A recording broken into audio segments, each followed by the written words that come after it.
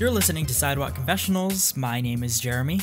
Today, we're just going to go over a couple little things. We're going to do a studio update. I'm going to talk a little bit about designing my own audio equipment, kind of stuff that's going to go into the studio, just a little bit. I'm going to go on a short rant about a hard drive because last week or the week before, one of my hard drives was giving me quite a bit of trouble, and I'm still a little bit pissed off about it because, as you guys know, I guess we'll do the hard drive rant now. As you guys know, I do video, the video portion of the podcast. I also do vlogs every once in a while. But I'm also an amateur photographer, so being able to back up, and I write a little bit and do like a tiny bit of like graphic design stuff. Being able to back up all of that stuff and just keep it off of my computer and completely unplugged when I'm not using it is super, super important. So I need a hard drive that I can trust, and yeah, you shouldn't keep your data in one place all the time, and I don't, but the hard drive that I work off of needs to be reliable. So you guys can't see it if you're just listening to the audio, but I have a 4 terabyte C. I don't know how to say this. One of those hard drives with the orange rubber around it, silver hard drive, orange rubber, little external hard drive. This is the USB Type C version, so USB 3.1. It comes with a USB C to C cable and a C to A cable, so that you can plug it into the new MacBook without having a weird dongle or adapter or whatever. And this thing honestly sucks. It is horrible. It is not anywhere near worth the price that I paid for it. I plugged it into my PC when I first got it. I got it before my PC completely died. So I plugged it into my PC to back up all of my stuff on there before, I just gave up on it. So that I would have all of my data, all of my old pictures and everything off of that hard drive onto something external so that I could still work on them or whatever on the new computer. Makes sense. It worked okay on my Windows machine, and I set it up. So when you get a C drive, they give you like a little setup tool, and you can format the drive, and you can be like, hey, I want to use this cross-platform, so I want to use it on Mac, and I want to use it on Windows. So I set it up like that. Worked just fine on my PC. Plug it into my Mac, nothing. So I had to go through and change like a bunch of fucking settings and reset it up in the Mac software, or in the Mac version of the software, the setup software, whatever. And then ever since, it's just been giving me weird issues. Like Mac OS doesn't like it if you just unplug drives without ejecting them or unmounting them.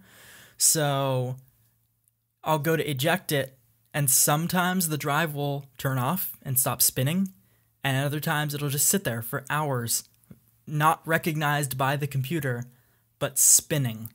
And then I unplug it, and macOS gets all pissed off about it. And there have been times where I've tried to get data, read data from the drive, and write data to the drive, and it just gives up. And it just doesn't work, and I'm sitting here like, oh, fuck, my drive is just dead. My drive just died. And then I'll, like, wait for a second, restart macOS, and plug the thing in, like, give it a second to cool off or something, I don't know. And then plug it back in, and it works fairly okay. So then I have this whole, like, stressful thing where I'm like, oh, fuck, okay, now is the time that I need to start backing things up to other drives. So I actually don't keep everything just on the little external hard drive. I also have a bunch of like 2 terabyte, 1.5 terabyte, 2 terabyte capacity hard drives, 3.5 inch, like normal hard drives, that I put a copy of everything on, and I label them and I put them on a shelf, and I never touch them unless I absolutely have to. And that's like my cold storage or whatever, my deep storage of all of my data. But ever since I got this stupid LaCie hard drive, I've been having to reach for those drives more and more often. And the more often you spin up a drive and the more often a drive is running, the more likely it is to fail. And it's just been super stressful. I paid multiple hundreds of dollars for this 4 terabyte LaCie drive, so I expected it to be a lot better quality than it is. It's honestly extremely disappointing. So I guess long story short, if you're looking for a high capacity external hard drive, and you want it to be reliable, nothing's reliable 100% of the time, especially hard drives. But at least 90% of the time reliable, LaCie is not what you're looking for. Yeah. So quick studio update. The last time I talked to you guys, I think we had just started on the studio, so the walls were up. I think we were putting like paint on the outside or something, caulking all the windows, something like that. Vapor barrier is down, subflooring is down, insulation is in, drywall is up everywhere except the ceiling. So once I get the ceiling on, I can tape it and mud it and paint it, and then the floors will go in. Once the floors go in, we're good, and we can move into the new studio space, and then, from there it just needs last minute touches. So we're making progress on the studio, and for the studio, I actually found on OfferUp a big ol' rack mount cabinet. So it's a 19-inch rack. If you guys don't know, a lot of studio equipment and scientific equipment and like industrial electrical equipment and things like that mounts in big old racks, or like servers mount in big old racks, and they're called 19-inch racks because the rails are 19 inches apart. They're normally super, super expensive, and I want to get all of my audio equipment into a rack. So I actually found on OfferUp, this really nice lady on OfferUp had tons and tons of old electrical stuff. Like, not old like unused, old like vintage stuff. So she gave me an amazing deal on a gigantic rack mount cabinet. So I'm super, super excited about that. So yeah, once we move into the studio, everything will be mounted into that cabinet. I still need a little bit of help figuring out how I'm gonna like route my my signal chain. Where everything's gonna go, because I kind of want to start making, especially once we're in that space, start making better produced content. So that means I'm going to be reaching out to more people to get more interviews in, and I'm going to be writing, hopefully, better scripts and outlines and stuff like that. So lots of cool stuff to come on the podcast, I hope. But yeah, I just don't want to schedule a bunch of people, or anyone really, for interviews, and then, they come to my house to record, and then I walk them down a hall into this dank-ass bedroom. I want them to be able to, walk straight through the house, back into a dedicated room for recording the podcast that looks a little bit more professional, and, a little bit better setup and that sort of thing, just to be a little bit more professional, because the people that I want to interview are not just friends of mine. So I want to maintain at least some semblance of professionalism,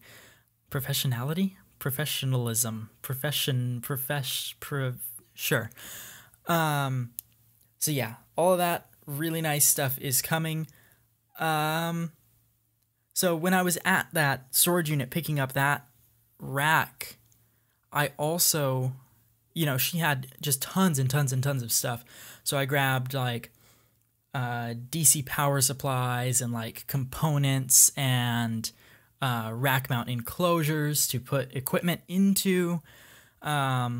So with all of that, I'm actually going to be building a fair bit of my own audio equipment, because if you've ever looked for any kind of audio equipment, anything from a simple, microphone and an interface and like maybe a couple cables, to something more complicated like multiple microphones and a multi-track interface and compressors and synthesizers and all of that stuff, you very quickly realize that all of that stuff is ridiculously expensive.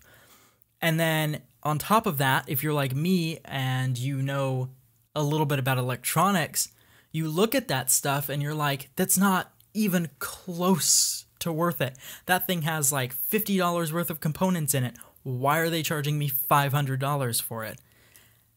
And, couple that with the fact that I'm a little bit of a maker, I think to myself, I could just make that. It would be so much less money to just make the thing. So I'm going to be making a lot of my audio equipment, like mic preamps. Maybe I'll get into some synthesizers and we'll have some really cool analog generated sound effects on the podcast.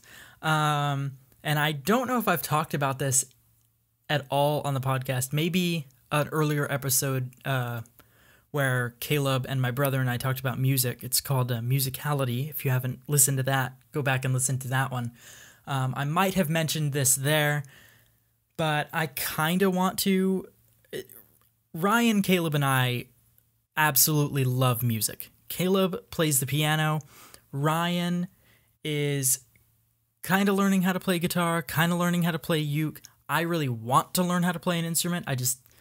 I'm extremely impatient, so I get frustrated really, really easily trying to learn an instrument. But what I already know and what's easy for me to learn is the production side of music. So I kind of want to get into that stuff. I've been watching tons of videos on YouTube about the Teenage Engineering's OP1. It's a little tiny synthesizer. It's absolutely fucking amazing. Yeah, I want to get into like synthesizers and kind of making that kind of music, just because that stuff's, at least in my mind, pretty simple to make as long as I have a fundamental understanding of how to make music. So yeah, and then all I need is the synthesizers and the creativity. But I can make the synthesizers. It's the creativity part that's hard. But I want to get into that sort of thing, so I'm going to be making some of that music, or that sort of audio equipment. But if anyone has ever like thought, I wonder if this thing exists, or I wonder if I can just like make this thing, and then you get on Google and you ask, something stupid simple like I shouldn't say stupid simple, because if you've never done anything with electronics, it can be extremely difficult to understand. But it's really not hard. But something simple like, I want to just play around with an a Texas Instruments LM385. I want to make a tiny little amplifier circuit. So you get on Google and you type in LM385 or 368 or whatever, amplifier circuit, and you just get tons and tons of different stuff, and you're just like, all of these things are different values, and everyone is saying different things, and it's super, super confusing. So, I have quite a bit of experience in that. I also have quite a bit of experience, especially in the realm of audio equipment, wondering if something exists, only to find out that I'm one of the only 5 people in the world who wants that thing. So then I'm screwed and I have to make it myself. So I'm comfortable with that sort of it. I don't dabble in like writing code. I've never worked with Arduino in my life. If you think that, Arduino, if you think because of the maker community, and I am a maker, I'm a proud maker, and I hate to shit on the makers electronics community, but the maker electronics community has just they've gravitated so strongly toward Arduino and other microcontrollers that they act like they don't know how to do anything any other way. So if you're just getting into electronics and you think, oh shit, I have to not only on top of learning the electronics side, the physical side of it, I also have to learn how to code in Arduino, you're wrong. You're absolutely wrong, and anyone who tells you that is absolutely wrong. I am in no way comfortable coding in Arduino. I don't know how. I've never done it before. And honestly, the whole thing to me is just immensely confusing. I am learning slowly because I do want to use Arduino in some of the equipment that I'm building, but it's not the only way to get simple electronics done. And if you need to find components or anything like that, Mouser.com in the US is an absolutely excellent supplier of pretty much any component that you would need. Anything that they don't have, somewhere like Automation Direct or DigiKey or something like that will have. Granger might even have some of the stuff that you're looking for. Amazon is awesome for cheap electronics. Adafruit, if you're getting into Arduino, or even not, Adafruit actually provides quite a few decent quality components for not a lot of money, and sometimes they actually have components already soldered to boards with all of the other electronics that they need, and it's just like an off-the-shelf pre-assembled part, and you just plug it in and it works. YouTube is also an absolutely excellent resource if you want to learn any of that sort of stuff. So yeah, over the next little while, I don't know how long, I can't even begin to give you guys a time period, but I am going to be designing a lot of my own audio equipment. And I just, I wanted to throw in here that if you wanted to ever do something like that, and you get onto, the forums on Google or whatever, and they're telling you that you need, you have to use the Arduino and you have to know how to write code on an Arduino or whatever, they're bullshitting you. You don't. There's other ways to do it. People did it before Arduino existed, with components that are still relevant today. So, there's always a way to get something like that done. I think that's wrapping it up a little bit. This was a pretty quick one. I know I didn't do a podcast last week. I